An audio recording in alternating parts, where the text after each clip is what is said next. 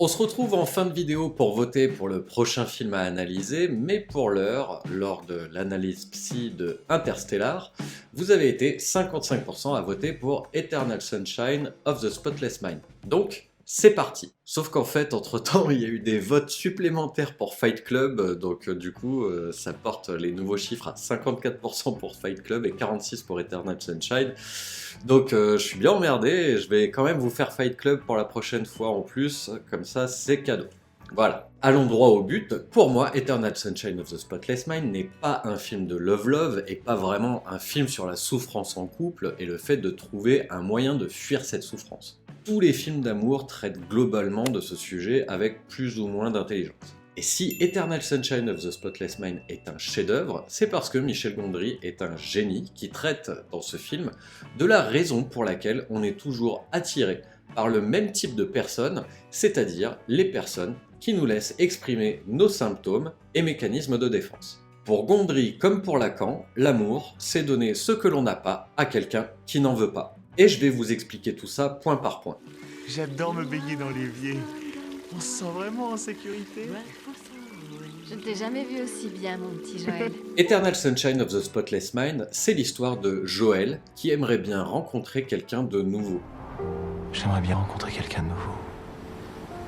Il ne croit pas si bien dire car il va à nouveau rencontrer Clémentine. Le récit du film nous présente un cas classique de deux personnages que tout oppose mais qui pourtant vont vivre 2 années durant une histoire d'amour. Cette histoire prend fin brutalement pour Joël lorsqu'il a l'horrible vision que sa compagne l'a complètement rayé de sa vie. Il comprendra peu de temps après qu'il s'agit d'un recours à une nouvelle technologie qui permet à quiconque de nier un pan entier de sa vie. J'ai bien dit nier et non pas oublier ou refouler, c'est important. Car le refoulement et l'oubli en psychologie ont ceci en commun que de permettre le retour du refoulé, le rappel, la remémoration. Or, la technologie de Lacuna permet bel et bien un effacement propre au déni psychotique, c'est-à-dire la chose n'existe pas et n'a jamais existé. Bref, extrêmement blessé que Clémentine ait recours à un tel procédé aussi catégorique sans même lui en parler, Joël décide finalement de faire lui aussi appel à la technologie de Lacuna. Ce qui nous permettra de rencontrer le brillant professeur à l'initiative de ce projet,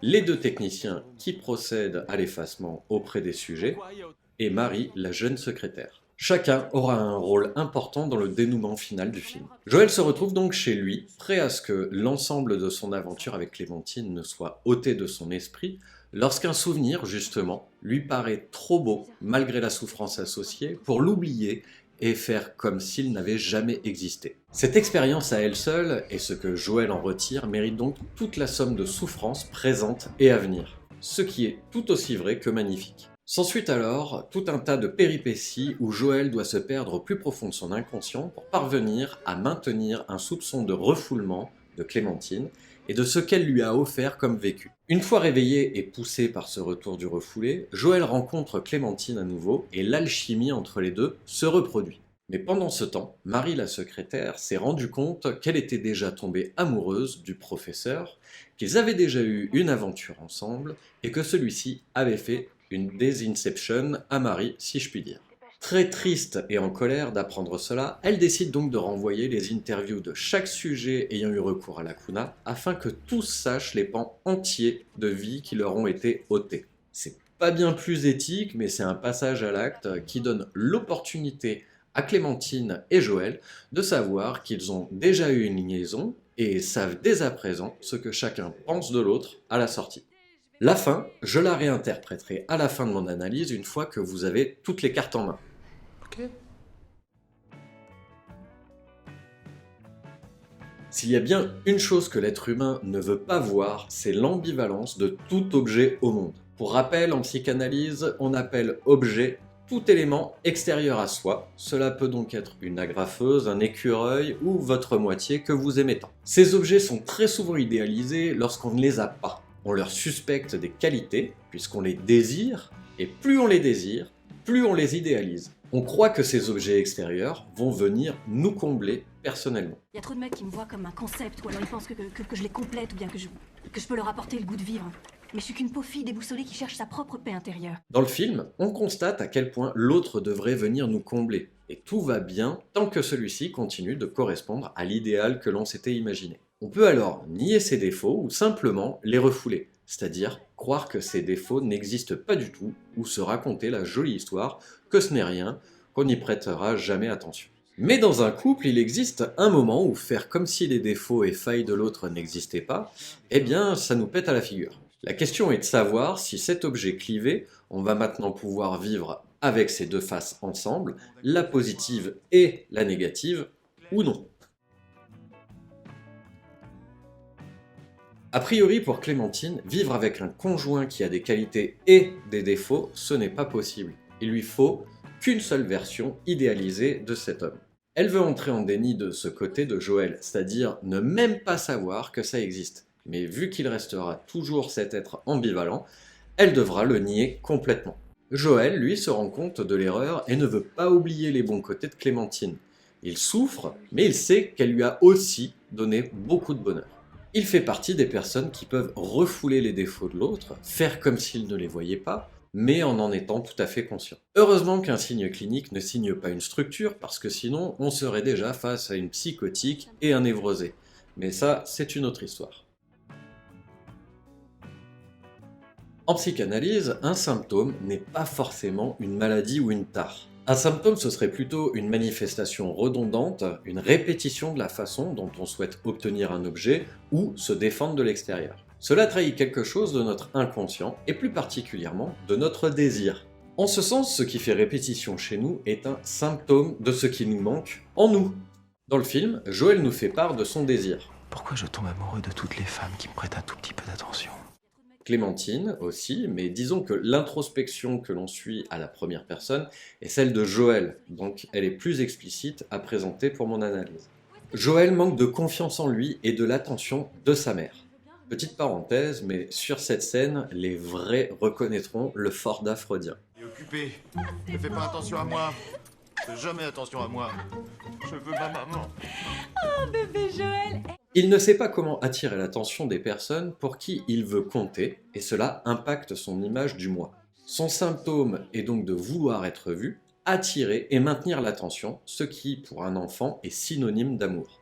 Sa blessure infantile se manifeste encore aujourd'hui à travers ses fonctionnements adultes. Rien de nouveau sous le soleil donc. Et c'est à ce symptôme que Clémentine vient répondre malgré elle. Elle-même attire l'attention, elle-même est synonyme d'être vue, que ce soit sur un plan purement sensitif ou sur un plan plus extériorisation de soi. Elle représente aux yeux de Joël ces qualités qu'il n'a pas, cet objet confiance en soi qui lui fait défaut. Le rapport à l'autre crée des connexions particulières lorsqu'il entre en résonance avec notre symptôme. C'est bien pour cette raison que certaines personnes se sentent plus proches ou en phase l'une avec l'autre. Certaines personnes nous permettent de répondre à notre symptôme, de pouvoir le laisser s'exprimer. Charlie Kaufman, scénariste du film, l'a très bien compris. Le personnage de Patrick est très pertinent pour nous montrer un rouage essentiel de tout ça. L'inconscient ne fait pas semblant.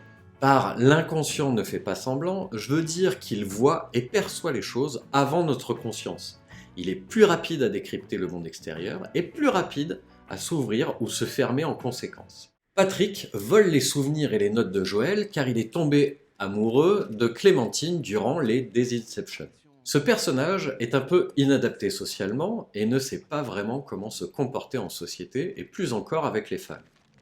Ayant les notes sur ce que Clémentine et Joël ont vécu, il est donc en capacité de servir du réchauffé de Joël à Clémentine.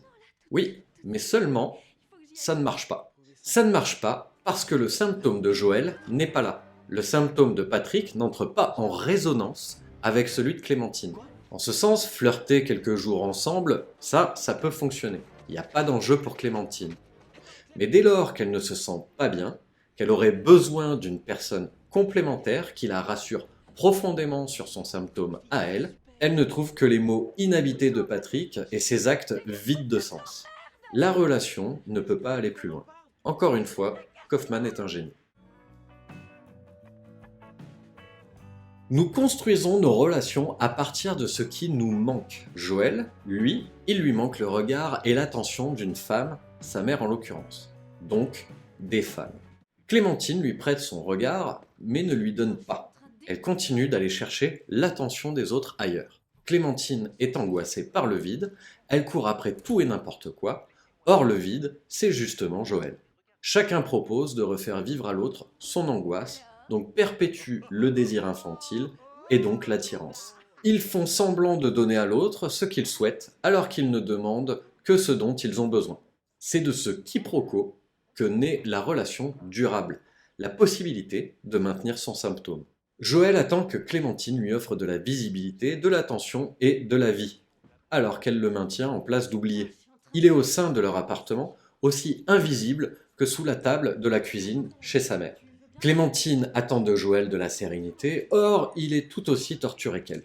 Chacun croit voir en l'autre ce qu'il lui faut, ce qui ne veut absolument pas dire que l'autre l'a pour de bon. On espère que l'autre a l'objet de notre manque, mais non. Mais tant que la personne en face de nous le fait croire, malgré elle, on peut maintenir notre fonctionnement symptomatique. Et si ça matche pour les deux, alors le quiproquo peut être une danse que l'on s'accorde à jouer des années, voire toute une vie. À la fin, on a affaire au « ok, ça me va ». Si c'est vraiment ça que tu offres, je t'autorise à être toi-même avec moi. Et c'est ça l'amour. Je t'offre mon manque alors que tu n'en veux pas. Mais tu m'aimes suffisamment pour l'accepter. C'est tout l'inverse de toujours tout donner à l'autre pour le satisfaire et le combler. C'est plutôt je vis avec ton manque, tu vis avec le mien, nous acceptons de vivre avec nos manques. L'amour, c'est donner ce que l'on n'a pas à quelqu'un qui n'en veut pas. Je t'assure, tu te feras des idées, je vais m'ennuyer, et je me sentirai coincée parce qu'avec moi c'est toujours ce qui se produit. Ok. Ok.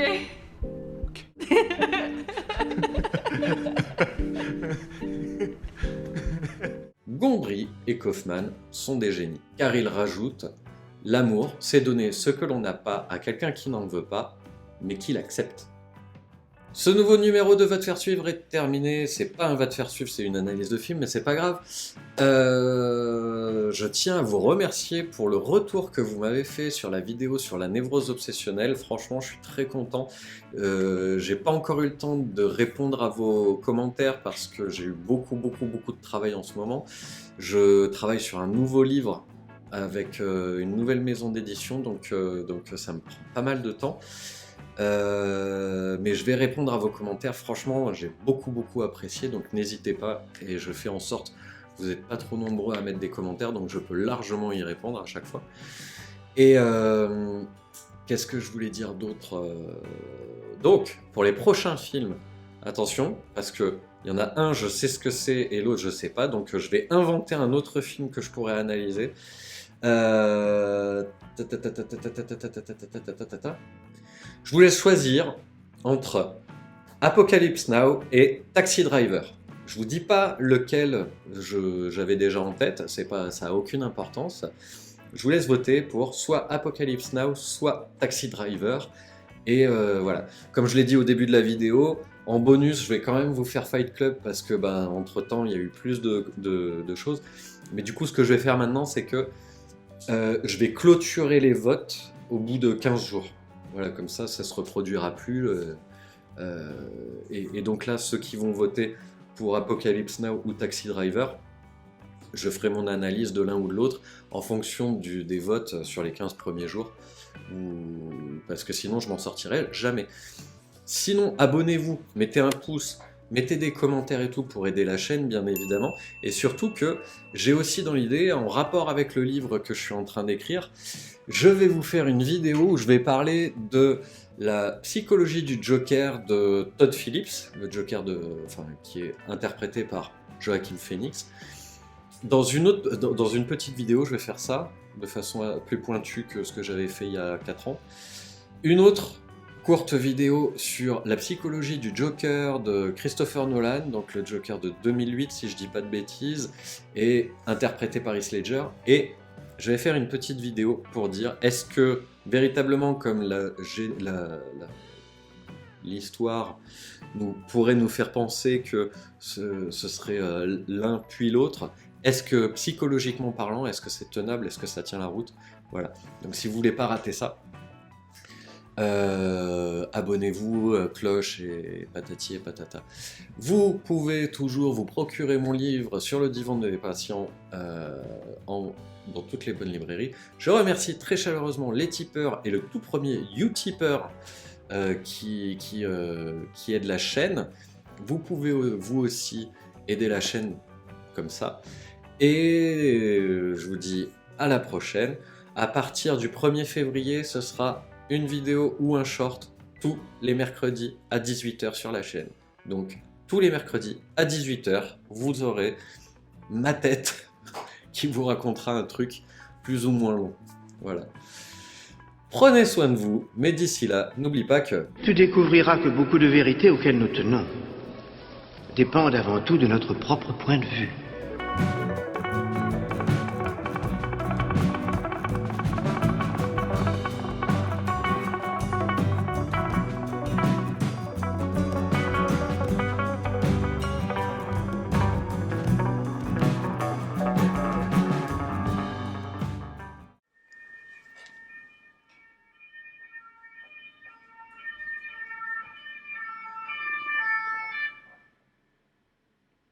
C'était juste pour faire chier en fait.